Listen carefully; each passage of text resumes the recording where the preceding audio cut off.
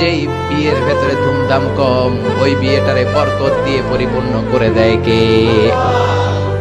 ফাতিমা রাদিয়াল্লাহু তাআলা আনহার সাথে সাইয়েদনা আলীর বিয়ে হলো। ফাতিমাকে যে বিষ্ণু বললেন, আলী আমার কাছে এসে তোমার কথা বলেছে, তুমি কি রাজি? ফাতিমা কোনো কথা বলে না। আবার জিজ্ঞেস করা হলো, কথা বলে না। ফাসাকাতাত, চুপচাপ। তিনবার বিশ্বনবী জিজ্ঞেস করলেন, তিনবারই চুপচাপ। আসুকুতু নিসফুর রিদা, মেয়েদের চুপ থাকা সম্মতির অর্ধেক। জোরে কোন ঠিক কিনা? কি লজ্জাবতী নারী, কিছু বলেই না, তার মানে বাবা যেটা ডিসাইড করবে ওইটাই।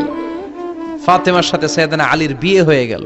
সামান্য কিছু কাপড় পেয়েছেন, সামান্য কিছু দিরহাম পেয়েছেন, সামান্য কিছু মহরানার বিনিময়ে বিশ্বনবীর কন্যা সাইয়্যিদাতু নিসাই আহলিল জান্নাহ, সব নারীদের সর্দারিনী, যে ফাতেমা জান্নাতের দরজার ভেতরে ধাক্কা না দিলে কোনো নারী জান্নাতে প্রবেশ করতে পারবে না। সামান্য কিছু মহরানার বিনিময়ে বিয়ে হয়ে গিয়েছে। কোন সুবহানাল্লাহ। এজন্য বিয়েটারে সহজ করার